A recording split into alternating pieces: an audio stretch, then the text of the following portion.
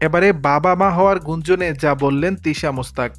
ঢাকার মতিঝিলের ideal school and কলেজের একাদশ শ্রেণীর ছাত্রী সিনথিয়া ইসলাম তিশা বিয়ে করেছেন ৬০ বছরের খন্দকার মোশতাক আহমেদকে।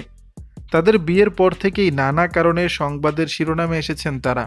সম্প্রতি তাদের পরিবারে নতুন সদস্য আসা নিয়ে নানা গুঞ্জন উঠেছে।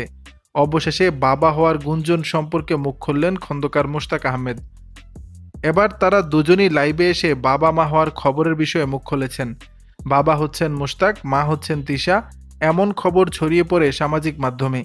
এ নিয়ে বুধবার ১লাই মে দেশের একটি গণমাধ্যমকে খন্দকার মোশতাক বলেন, এমন কোনো খবর নেই, জীবন এগিয়ে যাচ্ছে জীবনের নিয়মে। যদি আল্লাহ পাক এমন কোনো সুযোগ দেন তাহলে সবাইকে জানাবো।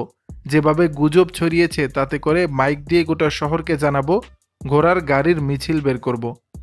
১৮ বছরের তিশা জানান, ভালোবেসে এবং স্বেচ্ছায় তিনি বিয়ে করেছেন ৬০ বছরের মোশতাক আহমেদকে। স্বামীকে নিয়ে খুব সুখেই আছেন বলে দাবি জানিয়েছেন তিনি। বিয়ের আগে তাদের সেভাবে কেউ না চিনলেও এখন নতুনভাবে বেশ পরিচিতি লাভ করেছেন তারা।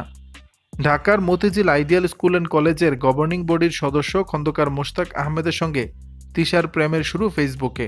তিশাকে ফ্রেন্ড রিকোয়েস্ট পাঠান মোশতাক। কথাবার্তা হয়েছিল ফেসবুকে। নতুন পরিচিত কারো সঙ্গে যেমনভাবে হয় ঠিক তেমনভাবেই।